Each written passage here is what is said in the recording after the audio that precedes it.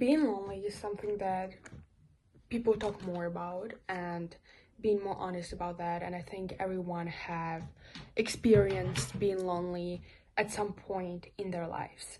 So how to make friendships as an adult and how to deal with the loneliness and where does it come from. So loneliness usually is something that it has many layers. So I used to feel lonely being surrounded by so many people. I always would feel that they are not my people and I would rather be alone, which sometimes is the best choice that you can make for yourself, obviously. Then I would have a hard time connecting with people, or somehow things would not work out, or I would maybe somehow sabotage some relationships, platonic or romantic. So then I understood that being like there is something more to that than just being lonely and not being able to find your people. And again, we can't have psychological terms, and I'm gonna touch a little bit on that, but I'm just sharing my experience. So going back to my story, I would feel like there is not people who resonates with me, who understands me, or who I don't know have same values as me, etc. And it was like that till maybe from 30, I think, or 13, 14, till maybe like 17, 18. Then I was craving, I was feeling, at that point I started to feel so lonely because I was in the age, like it was end of my teenage years and beginning of my early 20s. It was like the gap between that, and I wanted to socialize more. I wanted to have more friends, have a more, meaningful relationship, because it's always something I wanted. I was just isolating myself. I had friends, but it would never feel fully aligned. So then I would force connections, and somehow, obviously, things would not work out, because behind forcing and behind feeling lonely, there were so many other things. And I was struggling again with feeling lonely, with being alone, so lonely, because I was not able to create meaningful and long-lasting relationships. And we need close connections. We need someone we can relate on, we need someone we can speak to, we need someone to hang out with sometimes, even from time to time. We need connections, it's important. And even if you are an introvert, it's still important. And I was having a hard time with that, because the people I wanted to hang out with, the people I like, the people I found I would love to have this person as my friend, it wouldn't work out.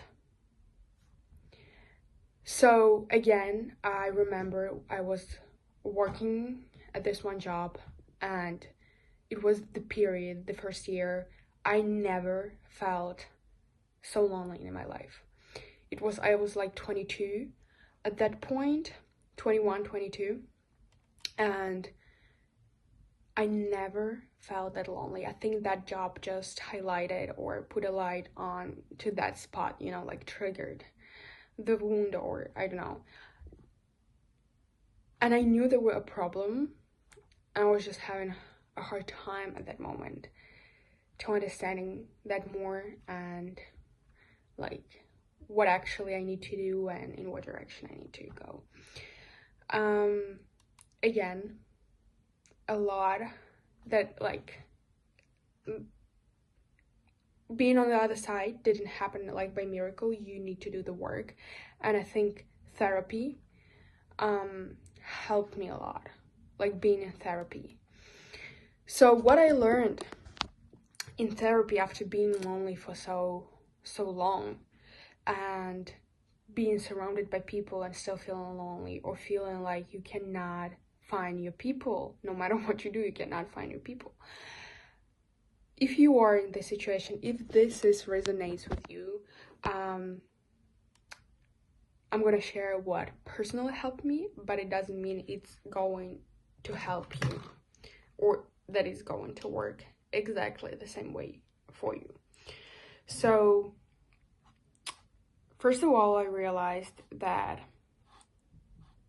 I have a fear of being vulnerable. I have a fear of vulnerability, and I have a different attachment styles, and one of them I like sometimes can be avoidant.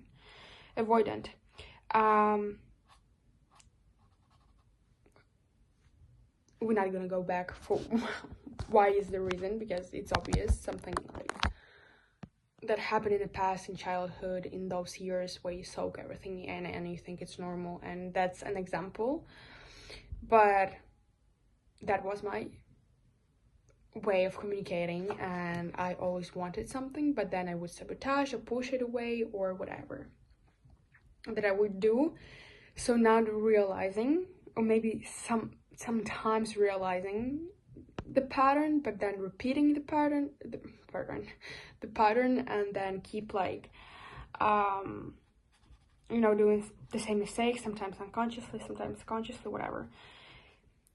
Realizing your attachment styles, or your attachment style, because you can have multiple, and it can come out in different situations. Understanding why you act the way you act, and understanding how to have a more secure, for example, attachment style will help you attract better people, or right people, and you will not go through the same cycle, or like being in a situation, oh my god, I want friends but I can't because something always happens and the friendship doesn't stay long. For example, I would choose friendships that subconsciously I knew were not strong, were not stable, were not consistent, especially when not consistent at all. The person would show up one day and then disappear the other, and we would see each other very rarely, and that's what I was drawn to. The people who are very, very, very inconsistent. So realizing that and working on that is like already half of the problem solved. I mean, we can go deeper, but like that's a huge part of understanding your patterns and knowing and learning like the secure one. So that's the thing that really helped me. Of course, you heal, you understand yourself. That's also part of it. But the other thing is vulnerability. That what I said at the beginning. Why there is a wound of why you are afraid of being vulnerable. What is the wound there? Why you are afraid to show maybe sometimes not so attractive parts of yourself to other people. We all know why. But in order to have close relationships, and in order to be in a relationship that are long-lasting and are meaningful, at some point you have to be vulnerable. And maybe there is a fear of, oh, if I say this and this, and if I'm being honest about this and that person maybe never will talk to me again, or we will not be friends anymore, or so many other reasons. Maybe being vulnerable is a little bit, you step maybe in the unknown because you don't know how the person will react. But when you know someone close and they're your best friends, you can be vulnerable. You can share sometimes crazy things and no one will go away. So that's about right people that you're gonna find and create a foundation with. But maybe at the beginning it can be scary and it can be, yeah, maybe that person will disappear if it's like a fresh relationships, or I'm not talking about like, I don't know what you did, like not oversharing, of course, but like if you are struggling, for example, with a job right now and you're ashamed of it, and you are ashamed of saying that, or you're struggling with, I don't know, like, I don't have any ideas right now in mind, but so many other things,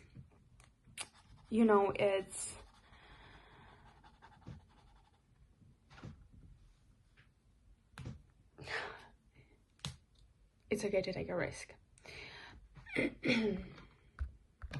Also, when you have in mind what people you want to have in your life, and you have a clear picture, and you know how like they should look, how they should dress, what moral they should have, it's incredible and amazing. We like-minded people, you connect with them easier, great, amazing. But sometimes you have a hard time levitating towards them because you have a low self-esteem, you have doubts about yourself, you have so many, I don't know, so many other wounds, like you don't feel worthy. And when you meet those people, you feel insecure or you repel them because you don't show up as you don't have to be your best version every time. But in terms of, okay, you want this people, it's the same example as with a romantic relationship. You want that person, but are you also this? And are you also doing that? And are you also like, do you actually think like that? Do you actually have the standards and morals and blah blah blah? And the same as friendships, like, do you actually, like, can you actually do that? Can you actually think like that? Sometimes it doesn't match. You want those people, but you are not there yet. And that also the internal work that you need to do to see, am I matching that, what I want? Like, am I there yet? You don't have to be perfectly there yet, but at least, like, am I at least a little bit there yet? And I'm going there, if that makes sense. I don't know. I just repeated myself 100 times, but does this make sense? And yeah, sometimes we put the standard so high, but we are not even there. And if you want to be there, that's okay. So while you go there, you can meet other people along the way. They're gonna teach you so many new things and like help you heal, actually. Because when you're afraid of something, you're afraid of being vulnerable, you're afraid of like you have this and that style, when you start to heal, you go into that situation to heal it physically, not only understand it in your head. So you can like allow new people to come in, even if like it's not here and like it's so superficial, I think sometimes. But if we talk only about appearances, but you're gonna learn, and those people may be gonna stay, those people may be gonna like stay for the seasoning, I don't know what I said, like for the season. Maybe they're gonna stay for longer, whatever the time they're gonna stay, but they can help you heal, they can help you become better, they can help you understand so much other things about you. So I don't know if that makes sense. I knew what I wanted to say, but then I started like rambling. And also, what else did I wanted to say? Yeah, I wanted to say, if you want to meet new people right now, you feel lonely, you need to find apps that match friends. There are apps that exist literally like right now. It's like for relationships, but for the friendships. Go do some classes. I don't know, I give this examples, but like pottery class or you are always the same example, pottery class, but there are so many other classes that you can do together, and you're gonna talk to people there. I know it's gonna be terrifying the first time. It's gonna be very, very scary, because I know that when I did it the first time, I was so scared. But the more I was doing it, the more confident I was becoming, and the more comfortable I was becoming to talk to other people. You have to overcome that comfort zone. If it's something you actually want, you're gonna be so scared, because I saw that I'm not the only one. I could see that other people feel kind of the same way, that they are nervous, they are maybe not feeling that confident or whatever. Don't worry, it's not only you, but go and try to do that.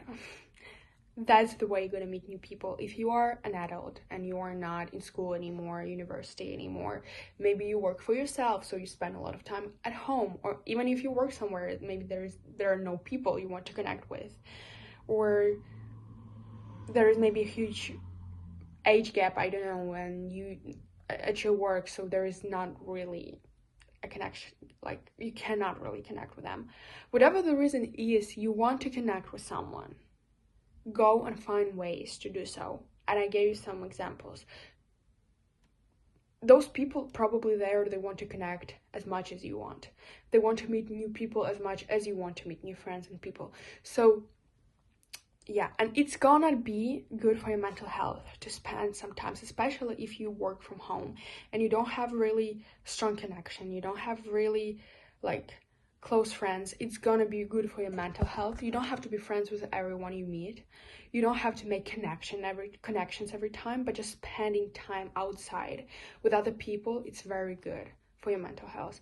And I know you're gonna say, oh my god, I hate people, I don't like people, and I get it. And sometimes, yeah, maybe a lot of times, yeah, I get it. But we are talking about your people. That's the way you're gonna find your people, not sitting at home and not connecting with anyone. So there are things that helped me and that I learned through that journey. Let me know if that resonates with you, if you see yourself at some situations, you maybe have same patterns, or maybe even share what helped you if you overcame the same situation. And I'll see you next time.